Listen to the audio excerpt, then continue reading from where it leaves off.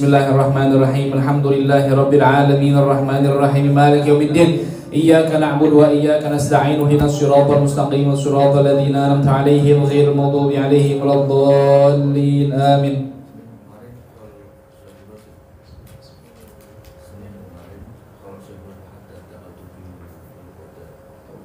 Kemarin tuh ya. Nah, kita khususkan kepada Al-Imam Abdullah bin Ali Al-Haddad yang kemarin ada haulnya. Mudah-mudahan rotib yang kita bacakan kita mendapatkan manfaat dari beliau, dan mudah-mudahan sir ilmu beliau nyampai kepada kita semuanya, dan mudah-mudahan Allah jadikan kita orang-orang yang alim seperti beliau, atau keturunan kita menjadi orang-orang yang alim yang soleh seperti beliau.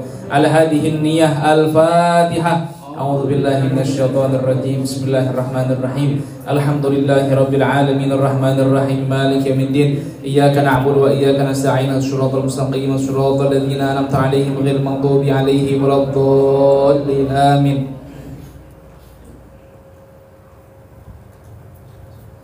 Sekarang halaman 11 barisan ke-11 dari atas kitab Qawmiyut Tughyan. Halaman 11 baris ke-11 dari atas kitab Qawmiyut Tughyan. Bismillahirrahmanirrahim.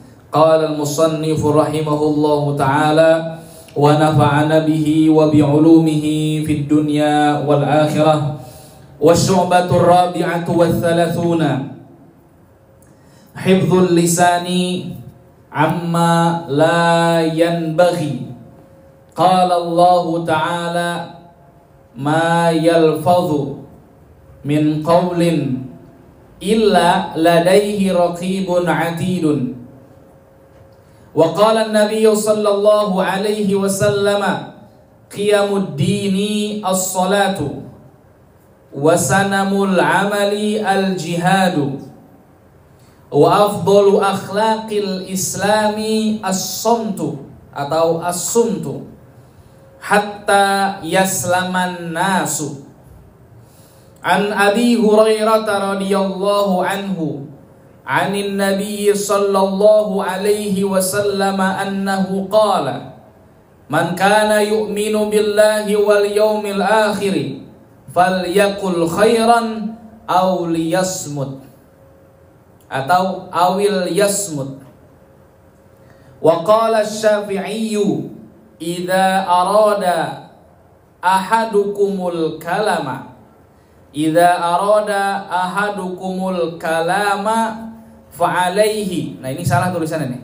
Fa'alaihi ayyufakkiro an yufakkiro. Di situ apa? Ayakfuroh ya.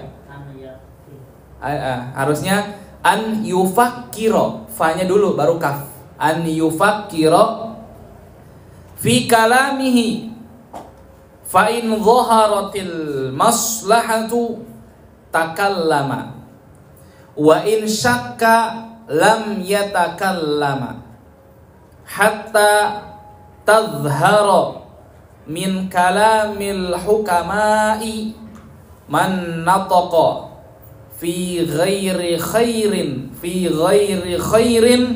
faqad lagha wa man nadhara fi ghairi i'tibarin faqad saha. Bukan bahasa Sunda saha nih. Faqad saha. Wa man sakata fi ghairi fikrin faqad laha. Wa qala hakimun idza a'jabaka al-kalama fasmut wa idza a'jabaka as-samtu fatakallam. Bismillahirrahmanirrahim. Wasyu'batur rabi'atu wath thalathuna. Cabang iman yang ke-34 dari kitab Qawmiyut Tughyan ini yang dikarang oleh Al-Imam Syekh Nawawi Al-Bantani. Apa cabang iman yang ke-34? Hifdzul lisan, menjaga lisan. Kalau sekarang bukan cuma jaga lisan, tapi jaga jari. Orang sekarang yang gak bisa ngomong, dia juga bisa ngomong. Di mana? Di jari-jarinya. Di WhatsApp, di Telegram, di Twitter, di Instagram, di Facebook. Mereka tuh semua bisa ngomong, tapi lewat ketikan. Nah, yang sekarang, yang kalau misalnya dulu gak ada yang namanya handphone, yang orang itu lekat banget sama handphone, itu disuruhnya jaga lisan. Kalau sekarang jaga dua. Apa? Yang pertama jaga lisan, yang kedua jaga jari. Hifdzul lisan, menjaga lisan. Amma dari sesuatu. La yanbaghi, yang tidak pantas diucapkan maksudnya. Kita harus menjaga lisan dari sesuatu perkataan yang tidak pantas. Qala Allah Ta'ala, telah berfirman Allah Subhanahu wa Ta'ala, ma yalfadhu, tidaklah seseorang melafazkan, tidaklah seseorang mengucapkan, min qaulin, dari suatu ucapan, illa, kecuali, ladaihi, di sampingnya ada siapa? Raqibun atidun, ada malaikat raqib dan atid. Jadi tidak ada satupun ucapan yang terlewatkan oleh malaikat pencatat amal, entah pencatat amal baik atau pencatat amal buruk. Semuanya itu dicatat oleh malaikat. Malaikat raqib dikatakan mencatat amal-amal baik. Malaikat atid mencatat amal-amal buruk. Tidak ada satupun ucapan, tidak ada satu perbuatan yang terlewatkan dari catatan malaikat raqib dan atid. Jadi kita harus apa? Harus hati-hati. Wa qala an-nabiy sallallahu alaihi wasallam, dan telah bersabda siapa? Rasulullah sallallahu alaihi wasallam, qiyamuddini as-salatu, nilai agama itu bermula dari sholat. Jadi seseorang itu bisa dinilai baik atau enggak agamanya dari sholatnya. Seandainya dia sholatnya sempurna, maka dia adalah orang yang baik menurut pandangan agama.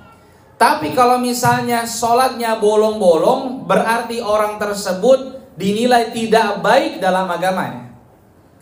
Nah, kemudian wasanamul amali al-jihadu, puncaknya amal, puncaknya perbuatan baik itu al-jihadu, adalah berjihad.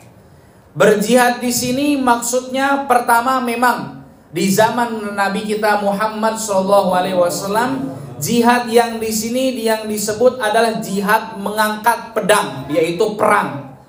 Ada orang yang ingin memerangi orang Islam, maka orang Islam ketika itu harus jihad, harus perang. Kalau sekarang jihadnya jihad apa?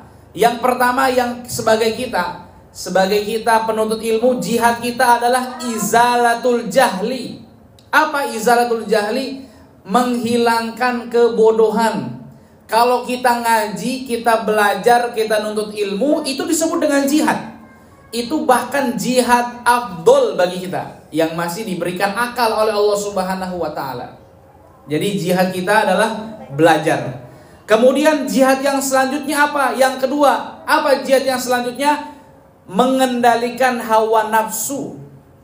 Jadi orang yang berjihad kan sebenarnya gampang, sebenarnya gampangan orang perang. Karena kenapa? Musuhnya nyata. Orang misalnya nih, orang Indonesia perang lawan Israel. Orang Indonesia perang lawan Israel, musuhnya nyata, asli, kelihatan, jasadnya kelihatan. Tapi kalau misalnya yang paling susah adalah jihad menahan hawa nafsu, mengendalikan hawa nafsu. Misalnya, kita mentang-mentang punya duit banyak, nafsu kita langsung, wah, daripada duit 5 juta ini saya berikan ke majelis ta'lim, daripada uang 5 juta ini saya berikan ke masjid, lebih baik duit 5 juta ini saya belikan handphone. Itu adalah orang yang tidak bisa mengendalikan hawa nafsu. Padahal dia sudah punya handphone, handphonenya tidak rusak, tapi dia pengen gaya-gayaan, maka ini adalah orang yang tidak bisa mengendalikan hawa nafsu. Nah, jadi yang namanya jihad adalah itu puncaknya amal agama. Wa afdalu akhlaqil Islam, dan yang paling utama akhlaknya Islam adalah as-somtu, adalah diam. Jadi yang namanya akhlak yang paling baik di dalam agama Islam adalah diam. Nanti dijelasin kenapa. Hatta yaslaman nasu, sampai manusia itu bisa selamat. Jadi orang itu, syair mengatakan gini, salamatul insan fi hibdzil lisan. Selamatnya seseorang itu karena dia bisa menjaga lisannya. Berapa banyak orang berantem gara-gara omongan kan? Berapa banyak kelompok A, kelompok B itu perang gara-gara omongan? Tawuran ya. Iya. Berapa banyak orang abang sama ade itu berantem gara-gara lisan? Memang itu mungkin gara-gara warisan, tapi kan asalnya itu berasal dari lisan. Maka orang yang selamat adalah orang yang bisa menjaga lisannya. Nah, di sini yang paling penting nih. Wa an Abi Hurairah, dari sahabat yang bernama Abdullah bin Sakhr atau yang masyhur dengan sebutan Abu Hurairah. Apa? Abdullah bin Sakhr. Abdurrahman bin Sakhr. Abdurrahman bin Sakhr. Anin Nabi sallallahu alaihi wasallam, dari Nabi kita Muhammad sallallahu alaihi wasallam, annahu qala, sesungguhnya beliau bersabda. Apa kata Nabi kita Muhammad sallallahu alaihi wasallam? Man kana, siapa orang yu'minu billahi wal yaumil akhir, percaya, beriman kepada Allah dan beriman kepada hari kiamat, falyakul khairan, hendaklah dia mengucapkan perkataan yang baik, auliyasmut, atau dia diam. Pilihannya dua, jadi harus milih. Kalau ada kata-kata dalam bahasa Arab atau itu berarti itu pilihan. Jangan kalau misalnya kita nggak bisa salah satunya, maka kita harus milih pilihan yang terakhir, gitu. Nabi kita Muhammad SAW bersabda begitu. Orang yang percaya Allah itu ada, orang yang beriman sama Allah, dia harus mengucapkan perkataan yang baik nih, lisan kita. Kalau misalnya nggak bisa, auliyasmut, diem. Kalau misalnya nggak bisa, kalau misalnya nggak ada perkataan yang baik dari lisan kita, maka kita harus diem, Ini bahaya bagi orang nih, kan sekarang media sosial lagi marak-maraknya ya. Sekarang kan memang media sosial itu memang zamannya. Orang caci maki itu nggak lewat face to face kadang-kadang. Ada orang yang berani berantem bukan lagi ketemuan, tapi ada orang yang lagi berantem di media sosial, di WhatsApp, sindir-sindiran. Terus kata-kataannya lewat chat. Banyak orang kayak begitu. Itu berarti orang gak gentle itu. Gak berani ngomong secara langsung. Nah, tapi sekarang itu memang yang lebih bahaya adalah orang yang menulis sesuatu di media sosial. Karena kenapa? Kekal, abada. Itu selama-lamanya bakal dibaca sama orang. Kalau misalnya kita mencatat suatu nasihat agama, atau misalnya informasiin tentang doa apa, misalnya tentang ada pengajian, kita informasiin sampai orang itu datang ke pengajian, sampai orang itu ngamalin doa, maka kita mati, itu doa tersebut masih dibaca, orang tersebut masih ngaji, maka kita mendapatkan aliran pahala. Misalnya contoh begini, di dalam hadis Nabi kita Muhammad SAW bersabda begini, di dalam kitab Qaumiyut Tughyan yang dikarang oleh Sayyid Abu Bakar Syato, syarah daripada kitab Fathul Mu'in, itu beliau bersabda begini, Nabi Muhammad bersabda begini, man shalla alayya fi kitabin lam tazalil malaikatu tastaghfir lahu madama ismi fi dzalikal kitab. Kata Nabi Muhammad gini, siapa orang yang menulis sholawat, misalnya paling sedikit kan sholawat sallallahu ala Muhammad, paling sedikit kan itu. Atau kita mencatat, nulis di buku kita Allahumma sholli ala sayyidina Muhammad, kita nulis. Selama catatan itu masih ada, walaupun jasad kita nggak ada, catatannya masih ada, nggak dihapus-hapus. maka lam tazalil malaikatu tastaghfir lahu. Selama catatan itu masih ada, maka malaikat mencatat, meminta ampun kepada Allah Subhanahu wa taala selama namaku ada di dalam buku tersebut. Jadi kalau misalnya kita nulis selawat, kita meninggal, itu malaikat minta ampun sama Allah buat mengampuni orang yang nulis selawat di buku tersebut. Kalau misalnya sekarang bukan buku tapi media sosial, kita nulis misalnya bikin postingan Allahumma sholli ala sayyidina Muhammad. Kita nulis, kita meninggal, selawat itu masih ada di Instagram, maka malaikat akan meminta ampun kepada Allah buat kita yang nulis selawat. Bukan cuma kita juga yang dapat untung, tapi orang yang baca selawat Allahumma sholli ala sayyidina Muhammad wa ala ali sayyidina Muhammad, itu mereka bisa baca selawat gara-gara status kita, maka kita dapat pahala tambahan lagi. Ini yang biasa nulis status Allahumma sholli ala sayyidina Muhammad yang saya tahu kan Pak Haji ya. Kita baca Allahumma sholli ala sayyidina Muhammad, kadang-kadang tuh diingetin, ya Allah hari ini belum selawatan, diingetin nama status Pak Haji. Akhirnya apa? Pak Haji dapat pahala tambahan. Begitu. Jadi nulis-nulis sesuatu yang baik itu nggak ada ruginya. Sebaliknya, seandainya kita nulis sesuatu yang jelek, ngeposting sesuatu yang tidak bermanfaat, kita mati, ngalir dosanya. Namanya dosa jariah. Ngalir tuh dosa jariah.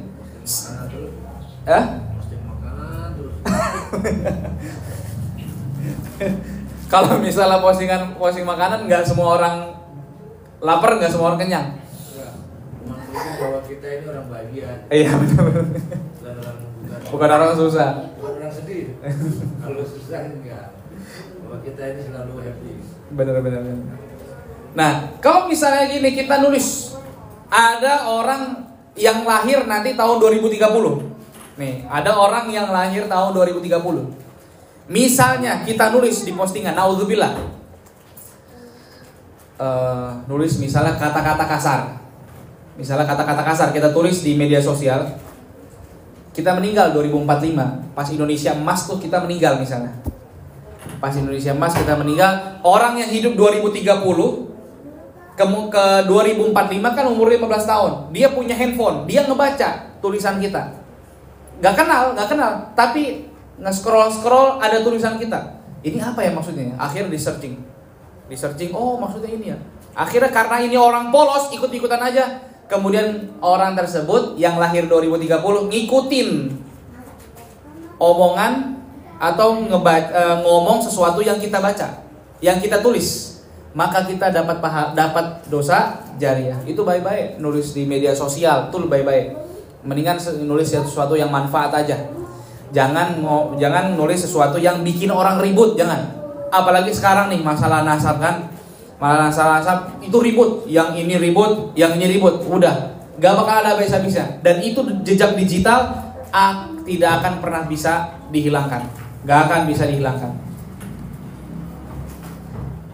Nah, kemudian selanjutnya, waqala Syafi'i, telah berkata Imam Syafi'i, imam kita Imam Muhammad bin Idris Asy-Syafi'i, idza arada ahadukumul kalam, apabila ingin salah satu di antara kalian al-kalam, mengucapkan ucapan.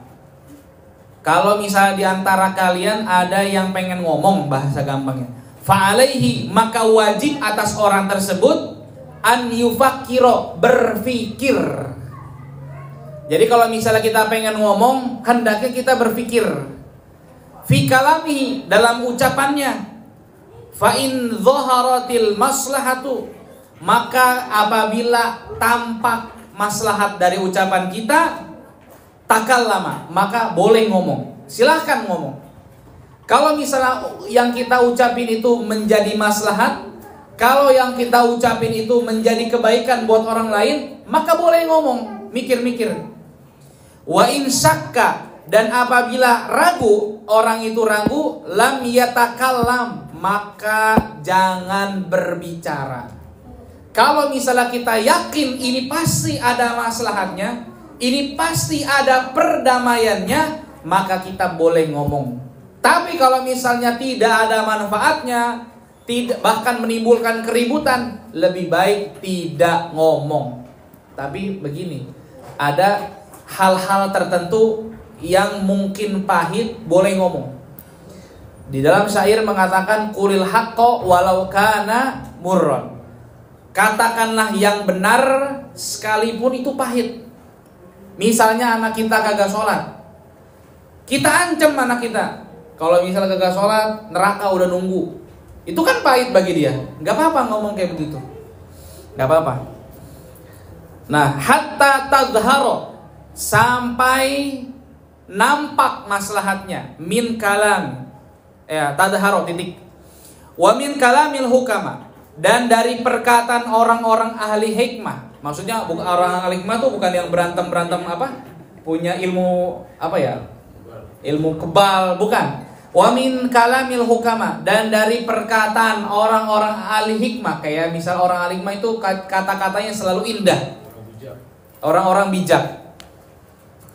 Apa katanya? Man natoko, siapa orang yang berbicara fi ghairi khairin, pada selain kebaikan, faqad lago, maka dia ngomongnya sia-sia.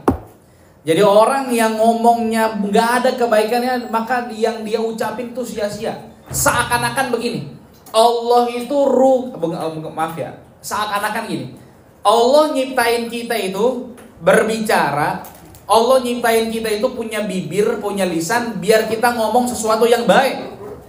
Tapi kalau misalnya ngomong sesuatu yang kagak baik, itu lago, sia-sia. Sia-sia. Waman nadhara, dan siapa orang yang merenung, yang berpikir fi ghairi i'tibarin, pada selain dia tidak mengambil pelajaran, faqad saha, maka orang tersebut telah lupa. Jadi mikir sesuatu yang tidak bisa diambil pelajarannya, maka itu dia sungguh-sungguh telah lupa. Waman sakata, dan siapa orang yang diam, siapa orang yang diam fi ghairi fikrin, tidak berpikir, diamnya tidak berpikir, faqad laha, maka dia sungguh apa ya namanya, laha itu melamun. Jadi orang yang ngelamun itu kadang-kadang khawatir ada pikiran-pikiran yang negatif. Coba aja bengong, diam aja 5 menit aja, pasti ada pikiran-pikiran negatif. Pasti ada pikiran-pikiran negatif. Karena kenapa? Karena otak kita belum banyak diisi dengan ilmu, dan hati kita belum banyak diisi dengan zikir. Tapi kalau misalnya orang yang ahli zikir, orang yang ahli ilmu, melamunnya dia itu pasti mikirin tentang maslahat, pasti mikirin tentang ilmu, pasti itu. Nah, waqala hakimun, telah berkata hakim, ahli hikmah juga, idza a'jabaka, apabila kamu tertarik, kamu ditarik oleh hawa nafsu, maksudnya nih. Wa idza a'jabaka, apabila kamu ditarik oleh hawa nafsu, al kalama, untuk ngomong. Jadi nafsu ini pengen banget ngomong nih. Nafsu udah pengen banget ngomong nih. Fasmut, maka diamlah. Jadi kalau misalnya nafsu kita seakan-akan pengen ngomong sesuatu, udah nafsu banget pengen ngomong, udah gatal banget pengen ngomong, maka lebih baik diam.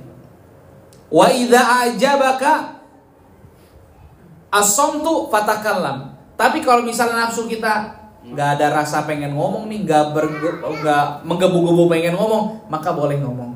Karena kenapa? Khawatir sesuatu yang keluar dari lisan kita karena nafsu tersebut akibatnya menjadi jelek. Nah itu apa namanya, di dalam burdah yang minggu kemarin kita bacakan, nafsu itu jangan dimanjain. Wan nafsu katifli intuh milhu syabba ala.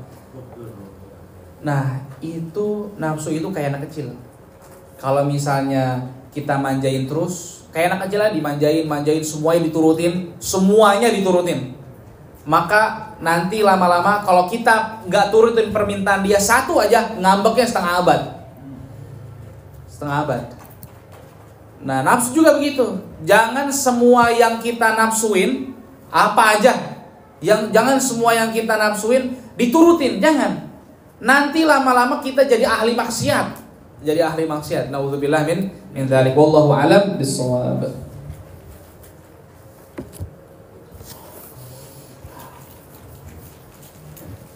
Nah, kita Ta'limul Ta'lim ini enggak panjang kita. Ngelanjutin, ini ada kisah dari kitab Ta'limul Muta'allim yang lanjutan minggu kemarin. Bismillahirrahmanirrahim. Qala musannif rahimahullahu taala wa nafa'ana bihi wa bi ulumihi fid dunya wal akhirah, halaman 19 baris ke-3 dari bawah. Baris ke-3 halaman 19 dari bawah. Jadi kan kemarin kita ngebahas tentang semua yang bersangkut paut sama guru kudu kita hormatin. Semua yang menyangkut dengan guru kita harus hormati. Wa kana ustaduna, dan telah ada ustaduna, guru kami yang bernama Syekhul Islam Burhanuddin, namanya Syekhul Islam, julukannya Burhanuddin, Shahibul Hidayah, pemilik kitab Al-Hidayah. Jadi pengarang kitab Al-Hidayah, rahmatullah alaih, mudah-mudahan Allah merahmatinya. Yuhki, diceritakan, gurunya cerita nih, anna wahidan min kubbaril a'immatil Bukhara, dari pembesar ulama-ulama tanah Bukhara. Bukhara itu tanah kelahiran Imam Bukhari. Di di daerah negara apa ya sekarang namanya? Uzbekistan. Nah, guru kami menceritakan ada salah satu ulama besar di Bukhara, kana yajlisu majlisad dars. Dia lagi duduk di tempat dia ngajar. Wa kana yaqumu min khilalid dars ahyanan. Ketika lagi ngajar, ahyanan, tiba-tiba, jarang dia ini berdiri tengah-tengah orang. Lagi ngajar, lagi duduk. Pas lagi tengah-tengah ngajar, jarang ini guru lagi tengah-tengah ngajar berdiri. Nah, dia berdiri nih gurunya berdiri. Fas'aluhu, kemudian murid-muridnya nanya, andalika, kenapa guru ngelakuin itu? Faqala, kemudian gurunya menjawab, inna bena ustadi, sesungguhnya anak guruku yal'abu ma'asibyan, sedang bermain dengan anak-anak kecil, dengan anak-anak fisikati, di lorong jalanan. Wayaji'u, kemudian mendatangi, ahyanan, terkadang, ila babil masjidi, ke pintu masjid. Fa idza ra'aituhu, maka apabila aku melihatnya, aku mulahu, saya berdiri, ta'ziman li ustadi, karena menghormati guruku. Jadi ceritanya gitu, gurunya lagi ngajar, kiainya lagi ngajar nih, kiai pengarang kitab Ta'limul Muta'allim nih. Dia cerita, kiainya lagi cerita. Dulu ada ulama besar, salah satu ulama besar lagi ngajar di majelisnya, lagi ngajar di pengajiannya, tiba-tiba berdiri. Jamaahnya nanya, emang apa guru kok berdiri? Oh no, ada anaknya guru saya, ada anaknya kiai saya lagi main sama anak-anak di lorong. Kemudian jarang dia tuh ke pintu masjid, makanya saya berdiri. Kenapa saya berdiri? Walaupun dia masih anak-anak, walaupun dia ilmunya masih sedikit, tapi karena anak guru saya, maka saya berdiri itu ta'ziman li ustadi, karena menghormati guru saya. Nah begitu. Jadi saking sakralnya seorang guru. Bahkan ya, mohon maaf ya, ini bagi saya. Seandainya ada haul. Kemarin kan haul luar batang ya. Ada haul luar batang, kemudian ada pengajian di pesantren saya. Bersama guru saya. Itulah lebih afdol mana? Hadir haul apa ngaji sama guru? Lebih afdol ngaji.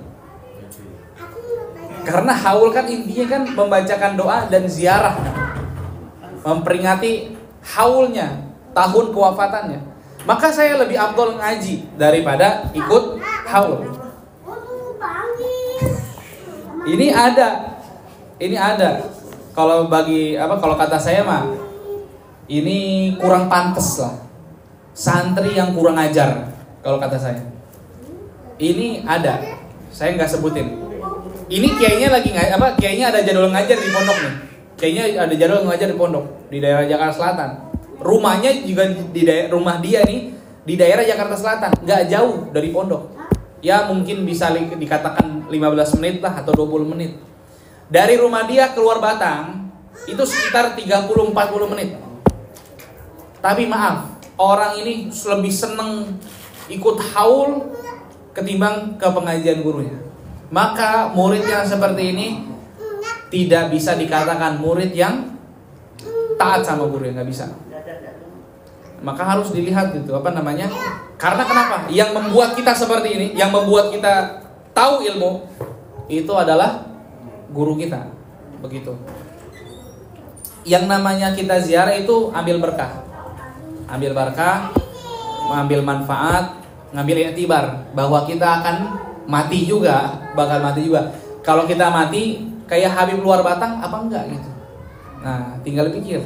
Mudah-mudahan kita atau keluarga kita jadi orang-orang soleh, jadi orang alim bermanfaat buat orang lain gitu. Nah, jangan mentang-mentang misalnya habis pulang ziarah luar Batang misalnya nih, kan biasa gini. Orang habis pulang ziarah luar Batang, dia rajin ke luar Batang gara-gara apa? Gara-gara dia pas pulang dari ziarah, rezeki saya lancar. Dia tiap malam Jumat ngaji sama gurunya, akhirnya pas rezekinya lancar, tahu kalau misalnya habis ziarah dari luar Batang itu memperlancar rezeki, nggak ngaji-ngaji lagi. Nah, itu yang salah. Itu salah besar. Maka semua yang nyangkut dengan guru itu kita sama guru-guru kita harus hormatin itu. Wallahu a'lam bishawab. Ada pertanyaan? Pak Kiai, sekarang lagi ngetren-ngetrennya nih, tiap mobil la ilaha illallah, Allahumma sholli, banyak. Itu gimana hukumnya? Apa boleh dibawahin apa enggak? Soalnya kalau yang di dalam mobil itu orang suci, ya orang beriman ya, itu bagus ya. Tapi kalau orang di dalamnya orang yang istilahnya maksiat, nah itu hukumnya apa? Kalau orang bermaksiat di dalam mobil, tulisannya la ilaha illallah, maka dia telah menghinakan lafaz tersebut. Lafaz la ilaha illallah tersebut. Padahal lafaz la ilaha illallah kan kalimat suci. Dan itu kalimat tauhid. Lebih-lebih kalau misalnya dia nulis di belakang mobil tuh ada tempelan ayat Al-Qur'an. Misalnya kan seringnya begini, inna ma'al usri yusra wa inna ma'al usri yusra. Di bawahnya terjemahannya salah lagi. Sesungguhnya setelah kesulitan ada kemudahan. Bukan setelah kesulitan, bersama kesulitan ada kemudahan. Bukan setelah. Nah, itu kan ayat Al-Qur'an. Kalau misalnya kita merujuk ke dalam kitab-kitab ulama, seandainya ada ayat yang tertulis di suatu tempat, misalnya di kaca mobil, maka dia harus memegang kaca mobil yang di belakang itu harus pakai wudhu. Karena kenapa? Itu mushaf, udah jadi tulisan Al-Quran. Nah, maka kalau misalnya kita punya mobil, lebih baik jangan naruh kalimat-kalimat ayat Al-Quran, lebih baiknya. Tapi kalau misalnya mau salawatan nggak masalah. Takutnya yang di belakang itu, diingetin. Allahumma sholli ala sayyidina Muhammad. Atau misalnya tulisan la ilaha illallah, pakai Latin aja, nggak usah pakai sosok Arab gitu. La ilaha illallah. Kan orang paham. Kan maknanya sama. Apanya tuh? Bismillah. Iya. Bismillah juga kan aja. Iya. Tapi kan maknanya sama kan? Kalau misalnya bismillah itu bagian dari ayat Al-Qur'an. Iya. Kalau sholawat Allahumma sholli ala sayyidina Muhammad itu bukan bagian dari ayat Al-Qur'an. Kalau misalnya bagian dari ayat Al-Qur'an, itu megang kaca belakangnya harus berwudu. Maksudnya tulisannya Latin, Bismillah. Oh iya. Nah, terus itunya Arab kan maknanya sama. Iya, maknanya sama. Iya. Cuma untuk mengambil kehati-hatian lebih baik kalau misalnya tempat terbuka seperti itu, lebih baik tulisan Latin aja. Latin aja. Enggak, karena ingetan saya Pak Kiai. Ingetan di mana-mana, di mobil-mobil. Itu kadang-kadang saya bingung juga. Takutnya di dalam itu orang bangsa nggak beres. Iya. Kalau macam saya mah beres kan ya. Amin. Nah, kalau misalnya orang yang kagak beres, nanti orang yang kena laknat sama Allah. Kalau misalnya yang punya mobil, misalnya mobil saya misalnya, tulisan la ilaha illallah, contoh, naudzubillah, tapi saya pakai mobil biasa-biasa aja dan nggak pernah ngelakuin sesuatu yang nggak beres. Tiba-tiba teman saya minjem mobil. Nah, teman saya minjem mobil, kemudian dipakai yang kagak bener, misal jual beli narkoba di dalam mobil saya, itu urusan dia, gitu. Urusan dia sama Allah Subhanahu wa Ta'ala. Nah, dan apa ya? Kalau yang namanya tulisan di mobil itu jangan sampai, atau misalnya kan kadang-kadang di kaca itu, di tengah depan itu kan ada orang yang naruh tasbih. Iya. Nah, ada juga orang yang naruh di belakang itu apa namanya? Sejadah. Bukan sejadah. Apa stiker kayak stiker gitu, stiker ayat Al-Qur'an katanya. Kalau misalnya kita tanya, ini kenapa nulis kayak begini? Atau ini kenapa ditaruh tasbih? Orang nggak pernah sholat. Biar selamat. Itu khawatir. Kalau misalnya niat dia bukan bukan istifadah, bukan ngambil istifadah ya, ngambil faedah, maka khawatir dia itu masuk kepada syirik kecil. Bahwa yang bikin selamat dia itu tasbih, bukan Allah. Khawatirnya. Atau misalnya nulis di belakang innama alus yusra wa innama alus yusra. Kenapa kita tanya, emang kenapa nulis begituan? Biar urusan saya gampang. Nah, kemudian dia berkeyakinan bahwa setelah ada tulisan innama alus yusra itu gampang urusan dia, maka dia masuk ke dalam kategori orang yang syirik samar, syirik kecil. Naudzubillah. Makanya ini pentingnya ilmu tuh, pentingnya ilmu gitu. Ada pertanyaan lagi? Ya. Saya mau nanya ini apa namanya tuh? Nanya ini tuh apa namanya? Lupa lagi.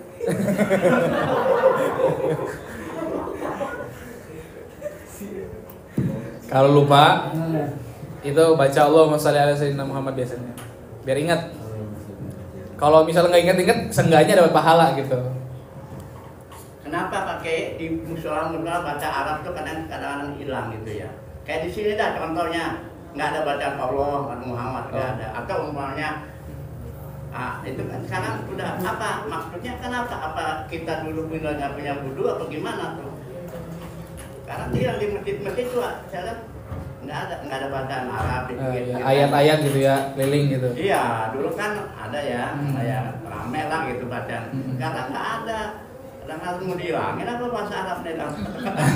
Kalau sepengetahuan saya, masjid yang didirikan atau misalnya sekitarnya orang-orang ahlus sunnah wal jamaah itu biasanya seenggaknya ada lafaz Allah, ada lafaz Muhammad, seenggaknya.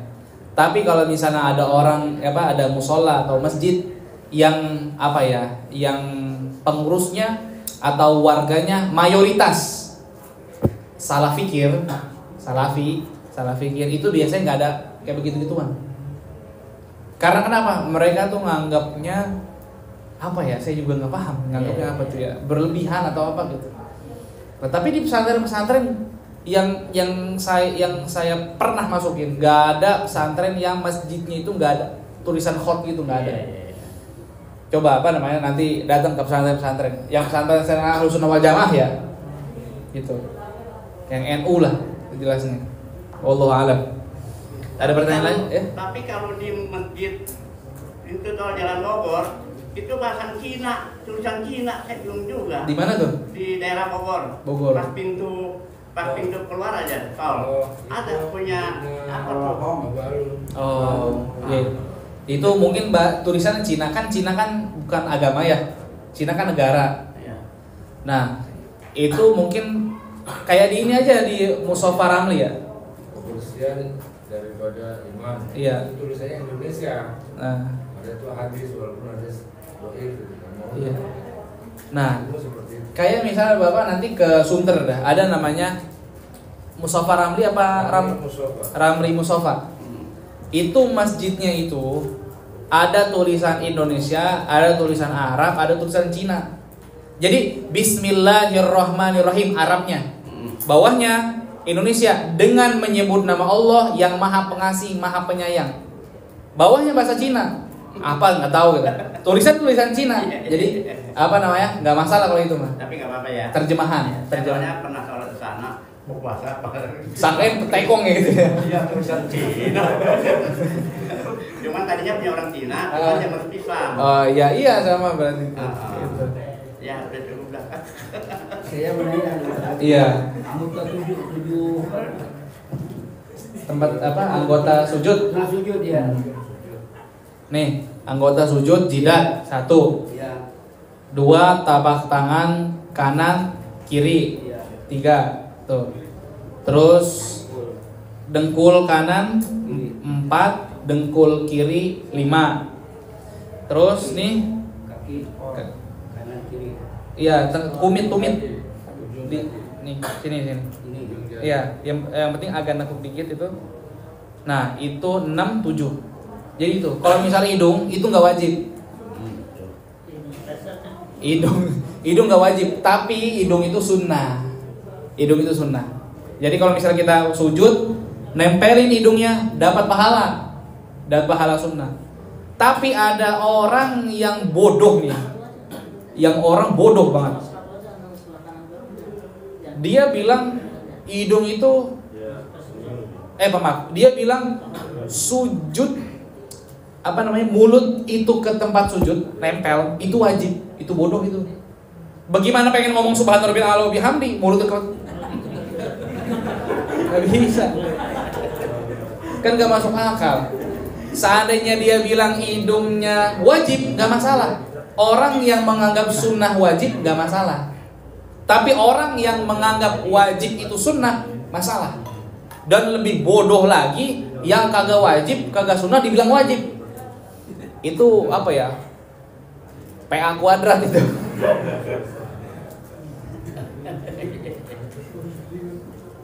Allah alam. Ada pertanyaan? Begini Ustaz, umpamanya kita sedang membaca ayat suci Al-Quran, terus di dalamnya itu terdapat tulisan nama Nabi. Apakah kita lanjut terus atau kita berhenti mengucapkan alaihi salam atau bagaimana? Terus bagaimana tuh kelanjutannya gitu? Kalau dalam ayat suci Al-Quran ada misalnya ya Zakaria, ya Yahya, nggak usah pakai ngucapin alaihi salam. Nah tapi di misalnya gini, kan kalau misalnya Nabi Muhammad itu kan ada wama Muhammadun, apa ya, saya lupa tuh, illa rasulun.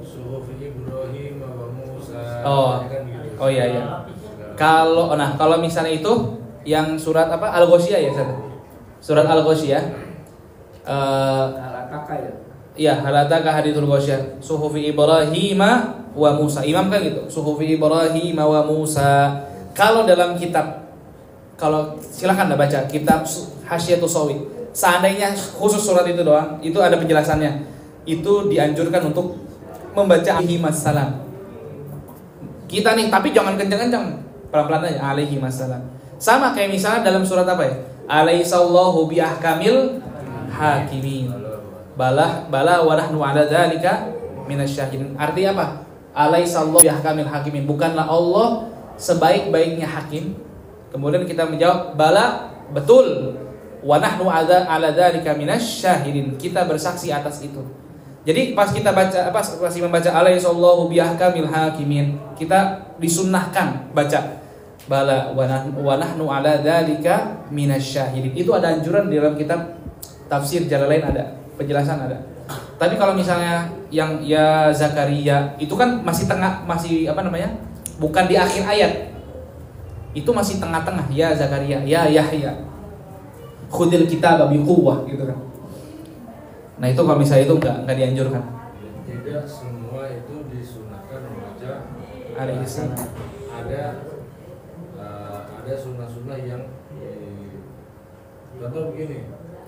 Wassallallahu ala sayyidina Muhammad wa sallallahu enggak kayak gitu kan. Kalau perlu kan ya Wassallallahu ala sayyidina Muhammad wa sallam wa sallallahu kan. Ada yang memang itu warid, itu ada hadisnya, ada yang enggak. Jadi tidak semua. Bahkan itu bisa menjadikan batal karena bisa dia niat main-main. Iya. Nah, ini juga masalah menyambung masalah pertanyaan Pak Haji tadi itu. Kalau misalnya kita hidup di zaman Nabi, kita lagi sholat subuh, Nabi ngucapin salam, assalamualaikum. Kita lagi sholat subuh, lagi rakaat kedua. Wajib kita jawab gak salamnya? Kalau Nabi Muhammad wajib dijawab salam.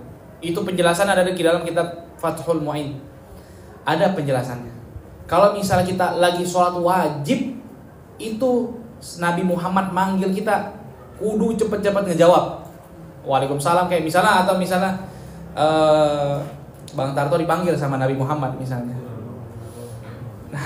Dipanggil Bang Tarto, sini kemari, lagi sholat nih, lagi sholat wajib. Wajib dibatalin. Kalau misalnya orang tua, kita lagi sholat wajib, orang tua manggil, kemari, lagi sholat wajib nih, itu nggak wajib dibatalin. Tapi kalau kita lagi sholat sunnah, sholat duha, sholat qobliyah, sholat ba'diyah, sholat tahajud, dipanggil sama orang tua, wajib ngejawab. Gitu. Itu ada penjelasannya di dalam kitab Fathul Mu'in ada. Jawabnya bagaimana? Ya? Jawabnya bagaimana? Jawab siapa? Jawab panggilan orang tua. Nah, kalau misalnya posisi ada yang mengatakan seperti ini. Membaca dengan kencang. Iya, baca kencang. Jadi dia tahu Lagi sholat. Walau misalnya kita lagi pelan-pelan baca Ar-Rahmanir-Rahim. Nah, terus emaknya manggil ketok-ketok, tong gitu. Maliki yaumiddin gitu. Itu apa namanya? Caranya seperti itu. Lagi sholat. Lagi sholat benar. Tapi kalau misalnya gini, saya ngerti bahasa Arab, teman saya ngerti bahasa Arab, misalnya saya lagi sholat, ini iseng nih, saya pernah begitu, lagi sholat duha, teman saya lagi sholat duha, saya isengin, gua ambil makanannya ya di lemari. Nah terus akhirnya dia baca, dia memang bacanya jahar, kedengeran gitu, Bismillahirrahmanirrahim, sholat duha. Nah terus karena kita paham bahasa Arab dan karena kita hafal beberapa ayat, itu dia ngomong begini, khudil kitab biquwwah. Oh, boleh diambil. Katanya khudil kitab biquwwah, ambil aja gitu. Nah, kalau misalnya kita niatnya seperti itu, membatalkan sholat. Kalau sama-sama bukan orang yang wajib dipenuhi panggilannya, itu batal sholatnya. Nah, terus kalau misalnya begini, kita lagi sholat, kemudian kita hafal surah Al-Baqarah, idrib bi'asokal hajar. Nah kemudian teman kita ngejailin kita lagi sholat, kemudian kita baca idrib bi'asokal hajar. Orang yang tadi paham, wah gue bakal dipukul pakai batu nih gitu, dengan pukul pakai tongkat ini. Nah ini bisa membatalkan sholat. Wallahu alam. Ada pertanyaan lagi?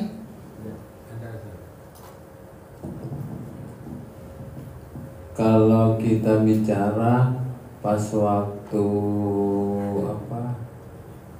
khutbah kedua, itu apakah membatalkan Jumat kita? Iya. Kalau misalnya kita berbicara di khutbah yang kedua, pertanyaannya, apakah sholat Jumatnya batal? Sia-sia? Betul. Kalau misalnya dibilang sia-sia, betul. Karena Nabi Muhammad SAW bersabda begitu. Idza qulta li sahibika ansit yaumal jum'ati wal imamu yakhtub faqad lagauta. Kalau misalnya ada orang lagi ngobrol, jangankan kita nih, ada orang lagi ngobrol nih, ada anak kecil lagi berisik nih, lagi ngobrol, imam lagi khutbah, kita bilang jangan berisik, itu kita juga bagian orang yang sia-sia. Ya tadi ceritanya kan ustadznya itu baca alham gitu, alhamna. Saya ngikutin alham. Oh. Kalau misalnya itu enggak. Tapi kalau misalnya ngomong di kalamin mufhimin dengan perkataan yang bikin orang itu paham, itu bisa membatalkan. Kayak misalnya, diem, itu kan paham kan berarti ya? Tapi tujuannya baik kan? Apanya? Tujuannya benar gitu, spes. Ya, tujuannya baik. Iya. Cuma kitanya yang salah. Jadi nggak semua tujuan baik itu berakhir menjadi baik.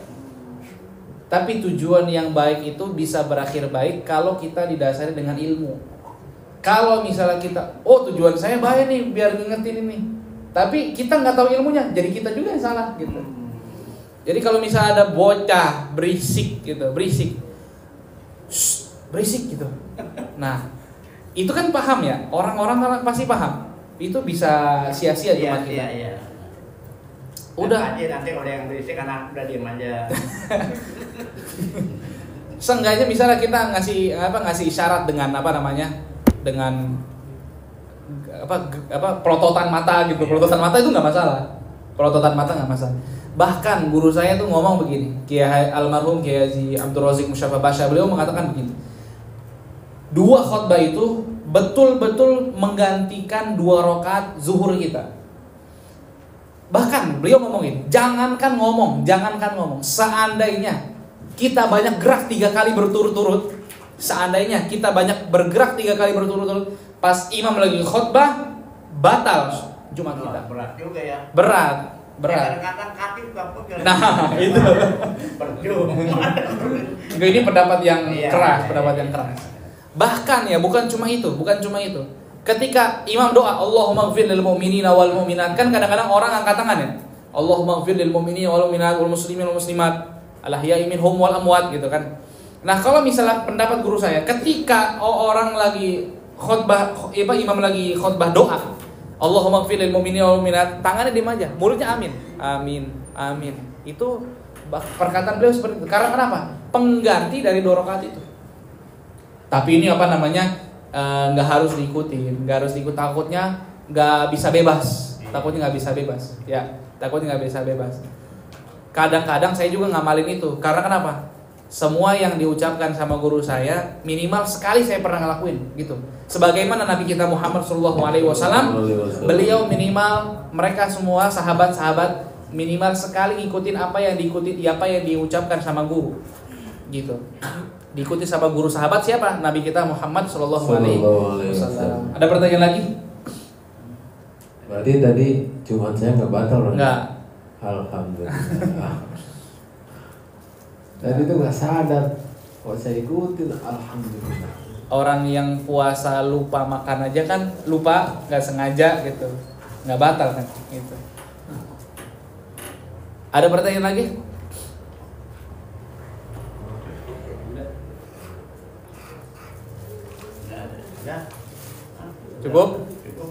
Cukup Ustaz. Oke. Kita akhirin pengajian pada hari ini. Ada langsung itu aja baca Alhamdulillah Ghafur ya. Mudah-mudahan menjadi ilmu yang bermanfaat dunia akhirat, dan mudah-mudahan Allah berikan kepada kita keturunan solehin dan solehat, alim dan alimat.